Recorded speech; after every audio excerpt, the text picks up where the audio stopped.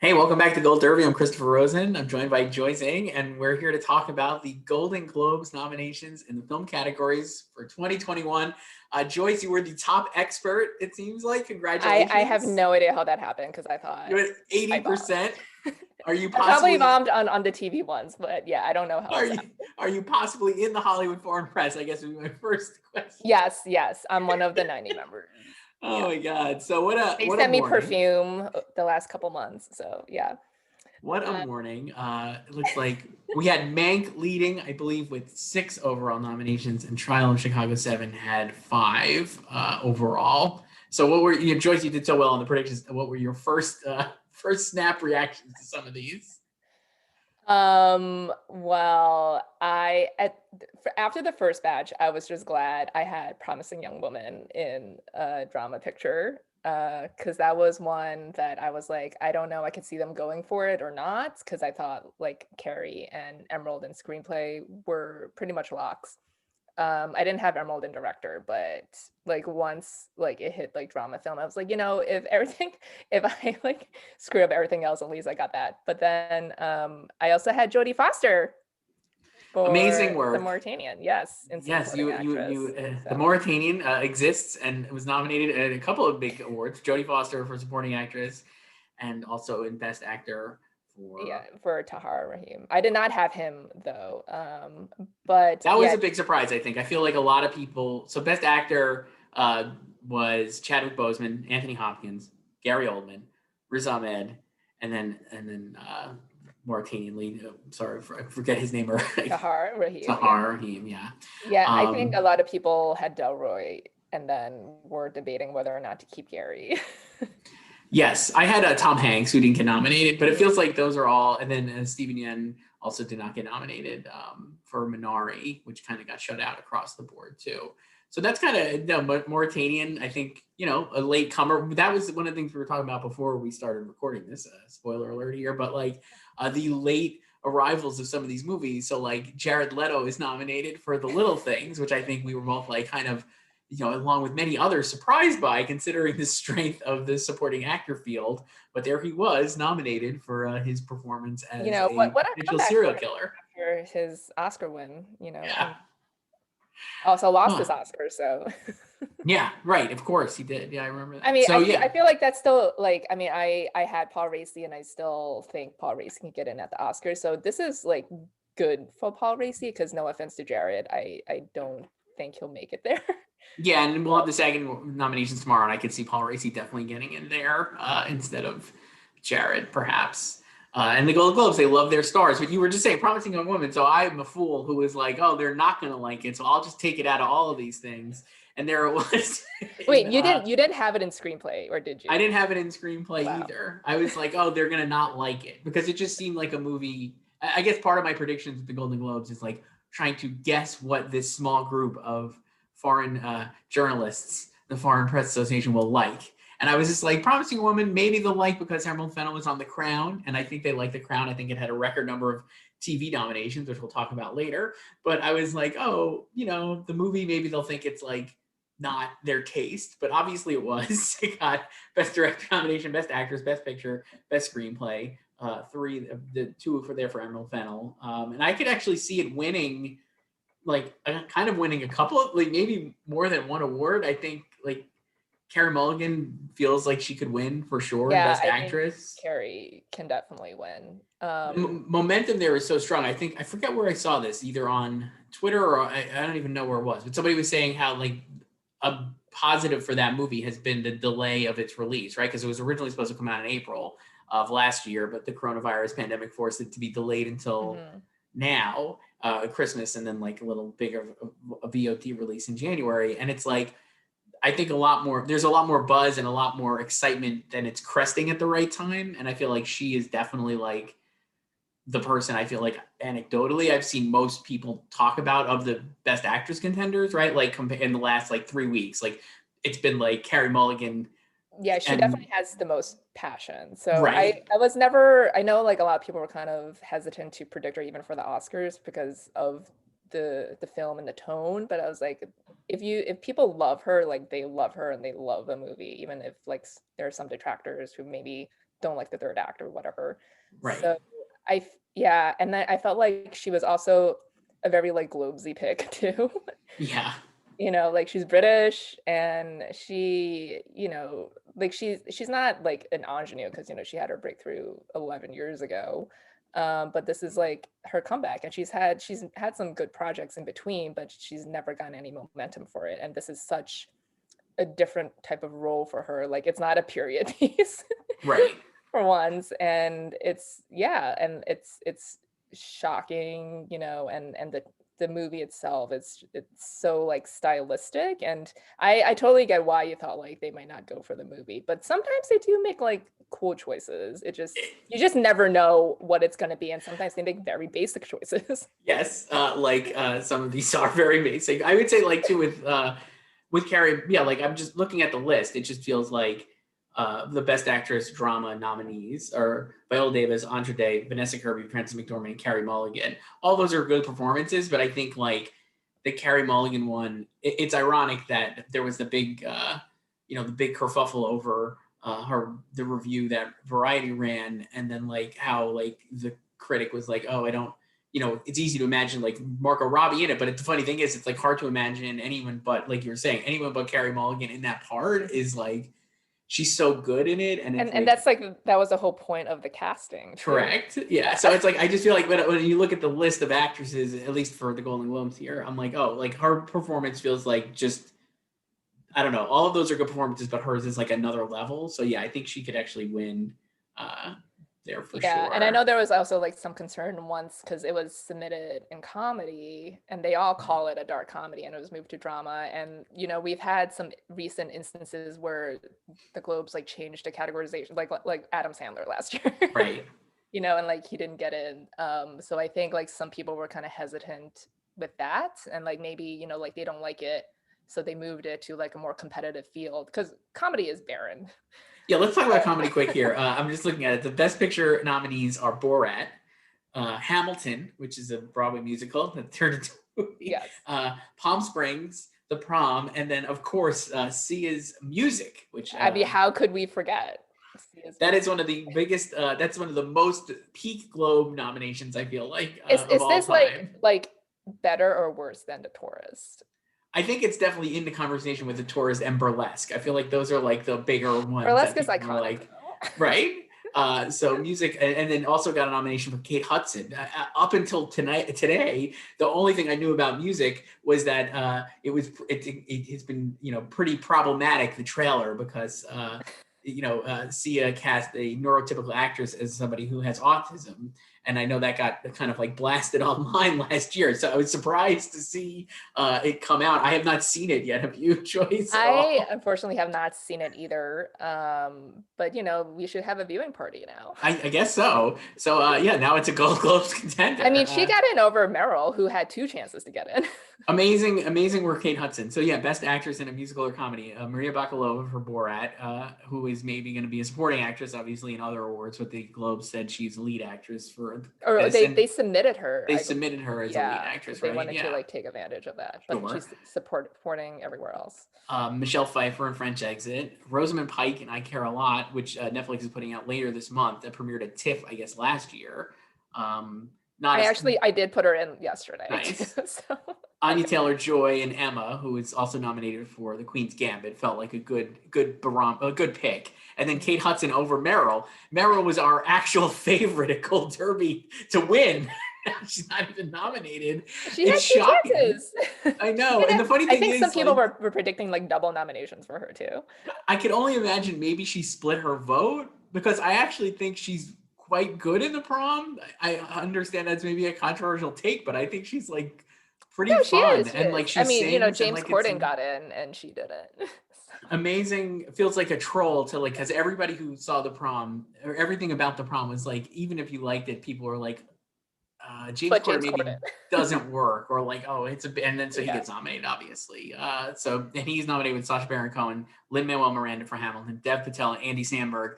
Ironic here that the Globes nominated Hamilton for Best Musical or Comedy and Lin-Manuel Miranda, but did not nominate Leslie Odom, who won the Tony for Hamilton 5 years ago. They just felt like 3 nominations for him was too much because he also has the song That's nomination. true. Yeah, maybe they did.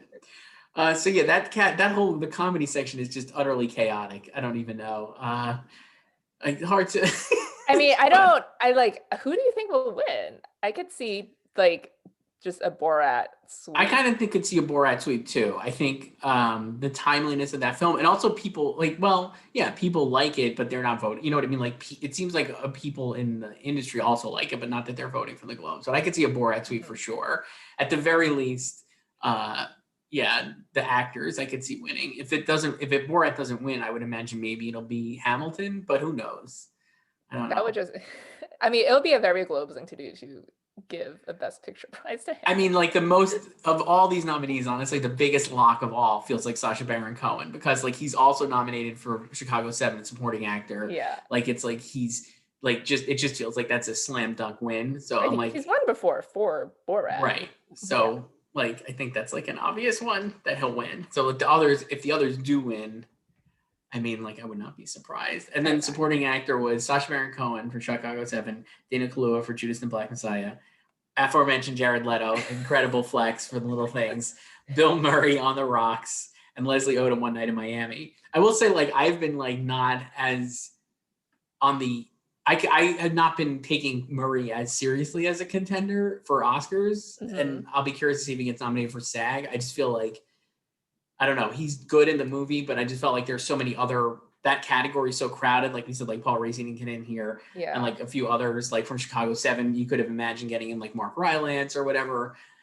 I'm just surprised that so I'm like, I'll be curious to see how Bill Murray kind of like pushes through the rest of the season. Like right now I have Bill as like a Globes only thing. Yeah. Because I have, Racy getting in at the Oscars, and I also have double Chadwick Boseman. I didn't think the Globes would do double Chad here.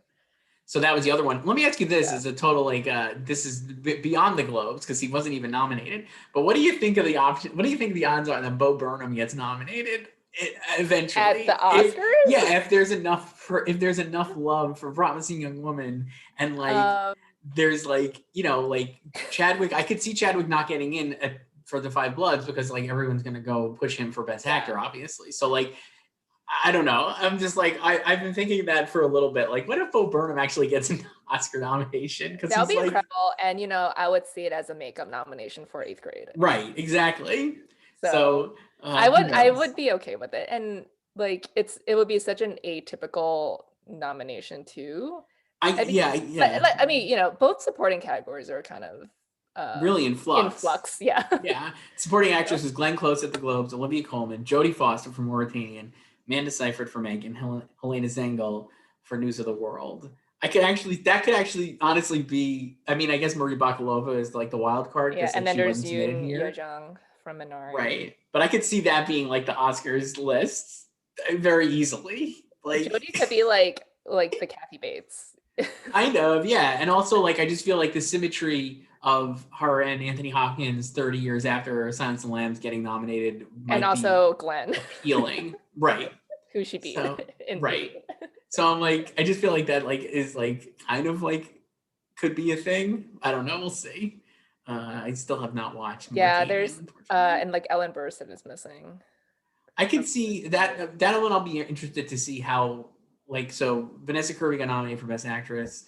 I assume she'll get nominated at SAG, but I wonder if that ends up being like, that's the only nomination from that movie type thing. Like, does Ellen Burstyn have enough with her, like, one big scene to overcome, like, a lot of these other maybe more like broad, like bigger performances, you know what I mean? Like, like longer and like also more like kind of like, oh, there's a bigger hook, like, Helena Zengel's a kid, right? Like those kind of things. Like there's just better, like a little bit of a story. Be the oldest nominee. Yeah, but like, I don't know. She's already been she's already been nominated. I don't know. And then I don't know. I also felt like because she's Ellen Burstyn, could just get in by herself. Well, that was why I had her. I had predicted her for the Globes. Yeah, she was nominated at the Emmys for 14 seconds of a performance. That's true. I also predicted Nicole Kidman for The Prom. Oh. I really enjoyed her in The Prom. Because she's got the zazz, I believe, right? She has this as, and So- she was really the only person who like kind of understood the tone of that movie and like what it was. Like, Hey, I just like when like it. Nicole does comedy. Nicole's great. She's really good at it. And she has Yeah. like that big scene. So like I thought, but alas, no Nicole Kidman there. And then we'll just go through a little more here. Best director was Emerald Fennell, David Fincher, Regina King, Aaron Sorkin, Chloe Zhao. That's a great list. No Yeah, Spike Lee though. First time there's multiple women Yeah. nominated in the same year, and now the grand total is 8 Yes, female they almost director doubled their nominees. director nominees in 1 year. Yeah, they had 5 before today. I think the big surprise in Emerald Fennell, honestly, right? Because like Yeah. I think like she was maybe not expected to get nominated there, but like again, like the movie is very well thought out and directed, and like she made a lot of specific choices that I think are incredibly valuable to the movie. You know what I mean? Like so. Yeah, it's a very auteur. Yes, movie. it really is. So that was really cool to see her nominated. And then she also got a script nomination along with Jack Fincher for Mank, Aaron Sorkin, Florian Zeller and Christopher Hampton for The Father, and Chloe Zhao again for Nomadland. So good day for Nomadland. I mean, like we're kind of like not even talking about it, but it's got all these major nominations and continues, I guess, to be somewhat of a front runner for Best Picture in that regard. Yeah, I mean, it's still it's been the Oscar frontrunner this whole time, and yeah. So I don't know, like what it will do in terms of Globe wins. I could see like Chloe winning director. Thing. Yeah, I could see her winning director also, because like again, that's another movie where it's like impossible to watch it and not like think you're watching like an auteur or a director. You know what I mean? Like it's like so well. So the style is so well done, and like every decision is like super incredible and very thought out. So I could see her winning director.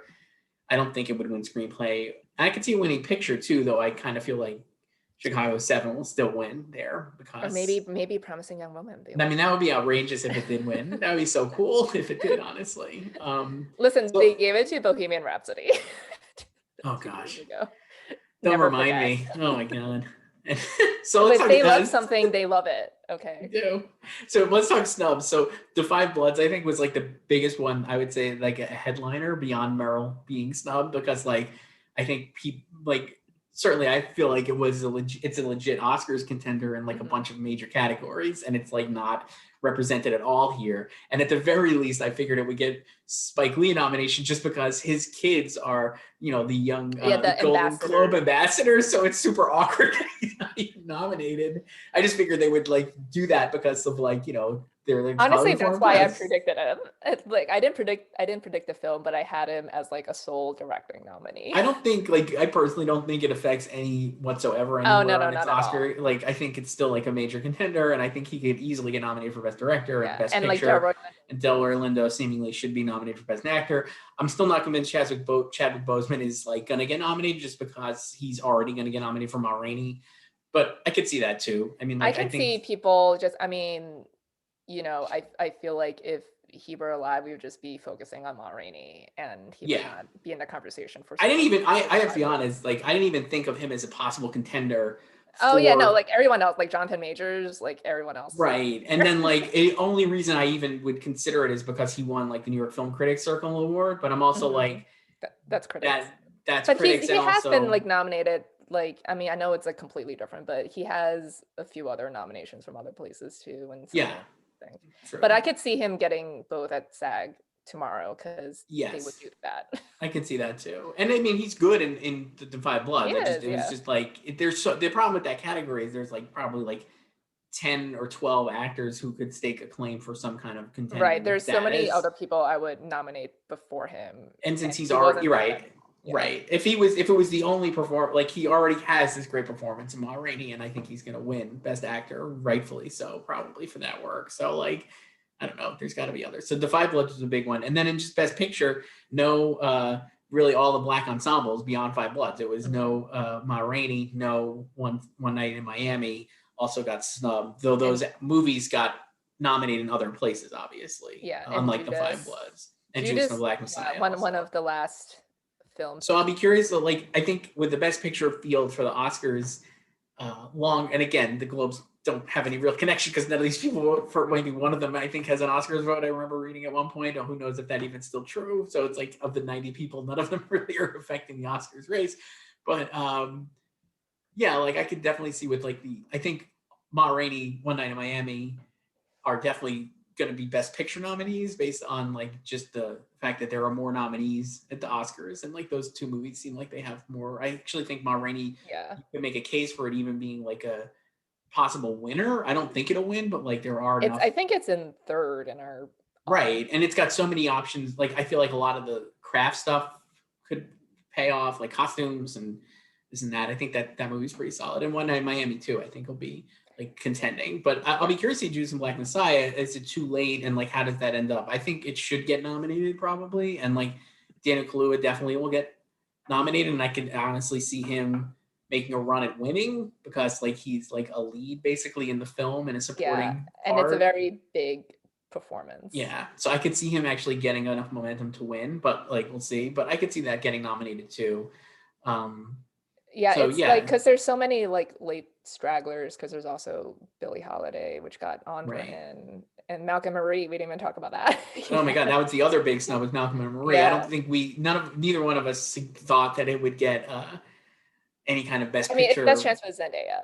Zendaya not getting nominated was big of a surprise, especially because the Golden Globes love stars and like young stars in theory. Maybe they just don't like her because they bypassed her last year for Euphoria when everyone thought she would get in. And then so I'll be curious to see how SAG responds to it. Anecdotally, I would say like I think they'll respond to it because it's such an actor's movie, and like I feel like actors will relate to their grievances.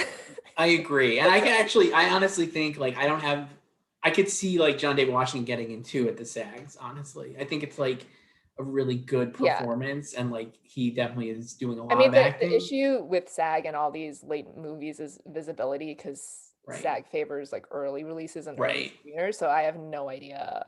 Well, that's the thing. That's the other thing. The interesting thing about like the Oscars is I'm like, what will end up being like. We're talking about like I don't, like we said, I think Defy Bloods will end up getting nominated, but that also came out in June. It's like now it's so long ago. See, like that's good for like SAG because like it has a long run, so we know they've seen it. Right, but I'm like, for the Oscars, I'm like, are like these late breaking movies going to have more momentum and get bigger bumps because of it? Like Promising Young Woman, Judas and the Black Messiah, Malcolm and Marie. Is it like going to help that they're like coming out this last 2 months when people are like, oh yeah, late, even with like the extra 2 months? I don't know. Like, I kind of think I have no idea. I guess we'll see. I'm trying to think any other.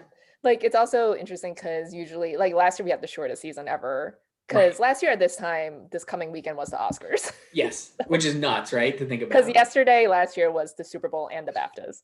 Yeah. So, and now like the Globes are going to be on February 28th, and then that's the Oscars are 2 months away on April 25th. So it's like even normally the winners will be able to maintain momentum because then the SAGs are like 1 or 2 weeks away.